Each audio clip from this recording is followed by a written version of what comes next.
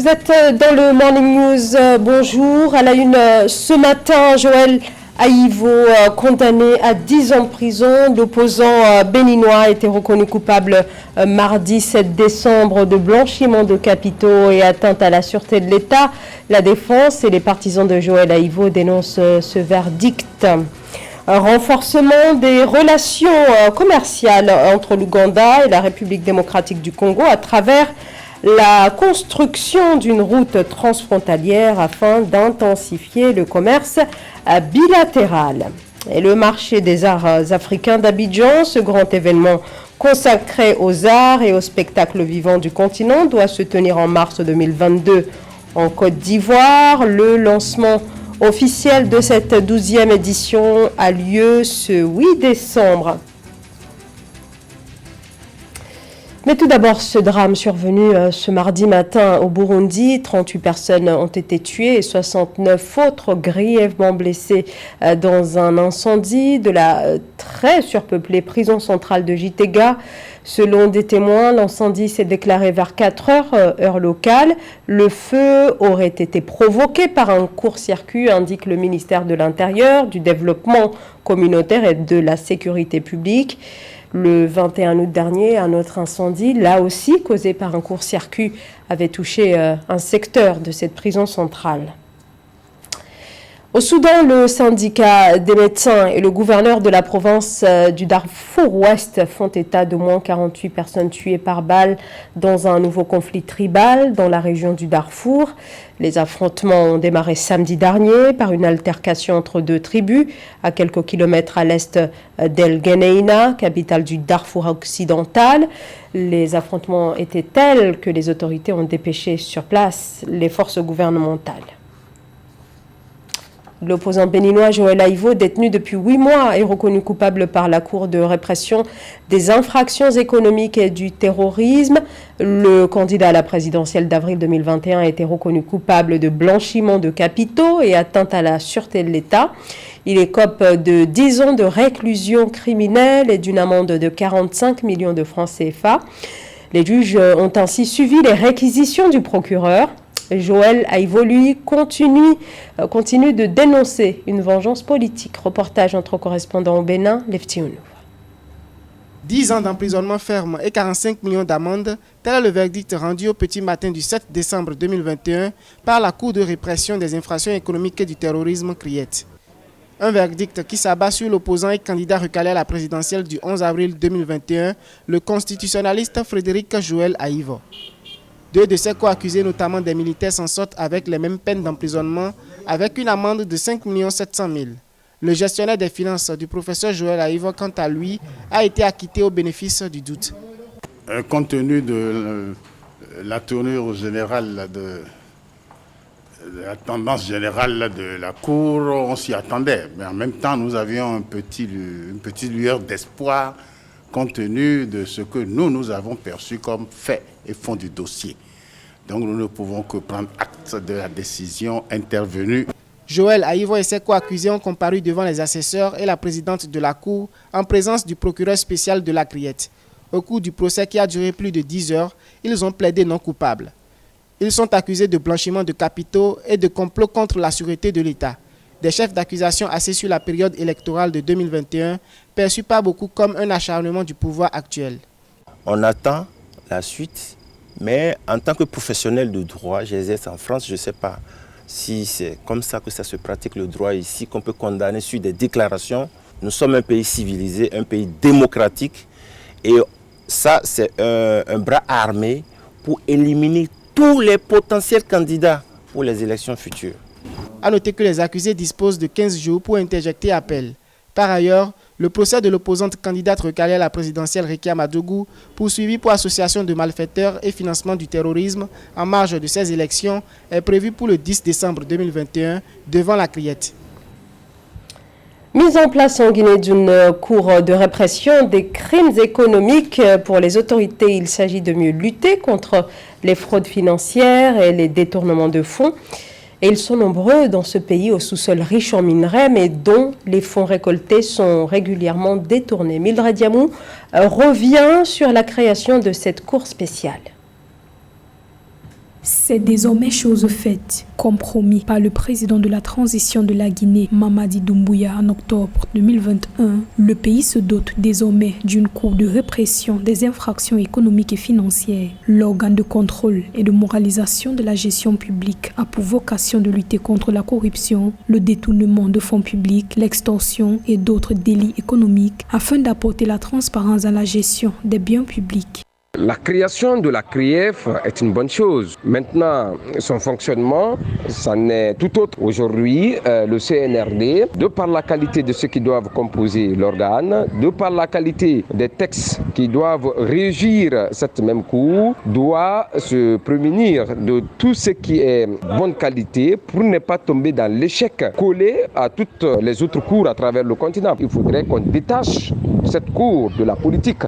Pour le ministère de la Justice, la mise en place de cet organe devrait mettre fin à l'impunité dans la gestion publique. La Cour de répression, qui sera composée de magistrats professionnels, va juger des cas de blanchiment de capitaux, d'infraction de droit des affaires et de détournement de deniers publics dont les montants sont égaux ou supérieurs à 1 milliard de francs guinéens, précise le ministère.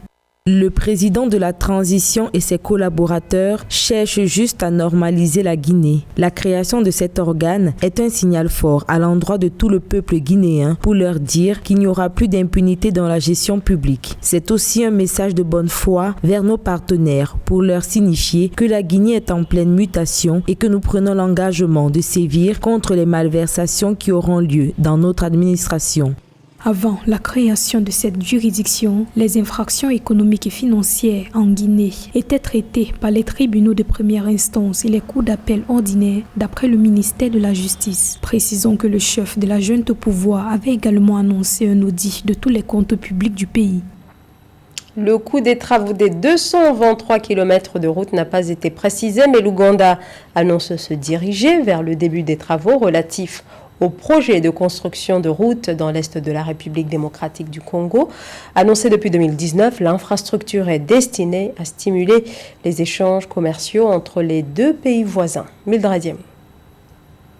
Vers le renforcement du commerce entre l'Ouganda et la République démocratique du Congo, le 5 novembre 2021, l'Ouganda a lancé un projet de construction de routes en RDC dans le but de stimuler les échanges commerciaux entre les deux pays. Piloté par l'entreprise ougandaise Dot Services Limited, les nouvelles infrastructures devraient ouvrir la partie orientale de la RDC au commerce transfrontalier avec l'Ouganda. Tout en restant réaliste, le marché rwandais ne représente pas grand-chose en termes de taille vis-à-vis du commerce régional. Il est donc important pour nous de savoir que le commerce entre l'Ouganda et la République démocratique du Congo est un commerce bilatéral qui n'a pas nécessairement besoin d'avoir un troisième pays pour coexister. Le projet comprendra la construction de 223 km de routes qui relieront l'Ouganda aux villes de Beni, Goma et Butembo dans l'est de la RDC. D'après un communiqué du gouvernement ougandais, un meilleur accès au commerce avec la RDC aidera l'Ouganda à compenser les revenus d'exportation perdus après que le Rwanda, un grand marché pour les produits ougandais, ait fermé sa frontière avec l'Ouganda depuis plus de 2 ans.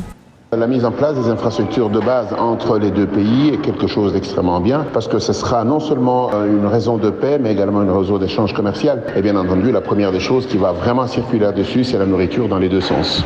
En 2019, l'Ouganda avait annoncé son intention de construire des routes en RDC. Les relations entre les deux États se sont réchauffées ces derniers mois alors qu'ils sont actuellement en coopération militaire pour combattre les rebelles des forces démocratiques alliées en RDC. La sécurité recherchée pourrait favoriser les échanges entre les deux nations voisines par la route.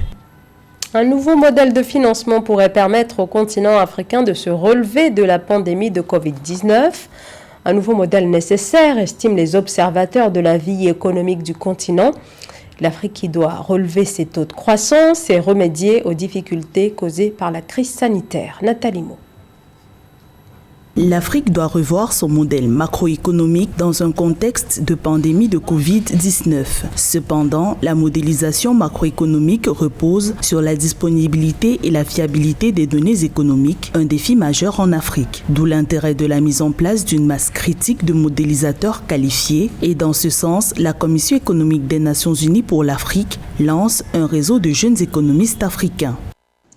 Alors pour rendre les données économiques beaucoup plus accessibles en Afrique, il faut déjà que ceux qui donnent l'information comprennent c'est quoi l'économie, comprennent c'est quoi les enjeux économiques.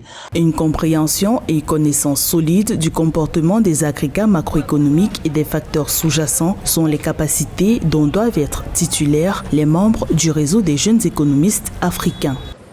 Aujourd'hui, on a besoin en Afrique d'avoir, donc comme dans toute chose, on a toujours besoin d'avoir la bonne information, la meilleure information.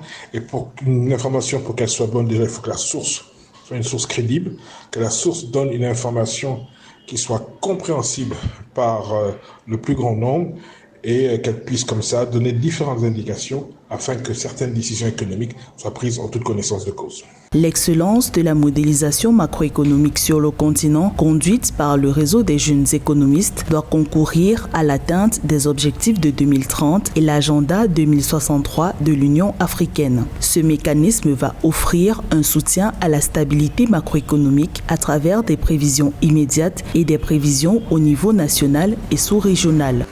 12e édition du Maza en Côte d'Ivoire, un événement très attendu prévu du 5 au 12 mars 2022. Le marché des arts africains d'Abidjan est le plus grand festival africain consacré aux arts et aux spectacles vivants. Le lancement officiel de cette édition a lieu ce 8 décembre. Ange Bijounomenio. Du 5 au 22 mars 2022, la culture sera en fête à Abidjan. Des artistes viendront du monde entier pour célébrer la 12e édition du marché des arts et du spectacle d'Abidjan, Massa. Une semaine de vibrations au cours de laquelle les cultures vont s'entremêler. Et pour bien préparer l'événement, les promoteurs du Massa sont à pied d'œuvre. Ils se donnent pour objectif d'organiser une cérémonie de lancement le 8 décembre 2021. Ce lancement, c'est pour déjà réchauffer l'esprit. Il y a la fresque qui est prévu. Il y a le passage artistique, un défilé de mode. Il y a aussi à la fin une icône de la musique ivoirienne, Mewé, qui va nous gratifier de ces belles chansons. La 12e édition du marché des arts et du spectacle d'Abidjan intervient dans un contexte de crise sanitaire liée au Covid-19. Malgré les mesures de restriction qui existent entre les différents pays, l'institution compte accueillir 78 artistes et groupes artistiques venus de 26 pays. Un défi important pour les organisateurs du Massa qui toutefois restent optimistes. Alors nous sommes en train de prendre les dispositions. Déjà, je pense que nous allons effectivement imposer à tous les festivaliers, déjà avant qu'ils ne rentrent, un pass sanitaire, comme on le fait ici d'ailleurs. Ensuite, lors de l'édition, nous allons ouvrir un petit, j'appelle ça un village sanitaire, en relation avec le ministère de la Santé, de sorte que nous puissions passer à des dépistages et à des vaccins si possible. La 12e édition du Massa se tiendra sous le thème « Les industries culturelles et créatives, le défi des contenus ». C'est la fin de ce journal. Merci de votre fidélité. L'information continue sur Africa 24.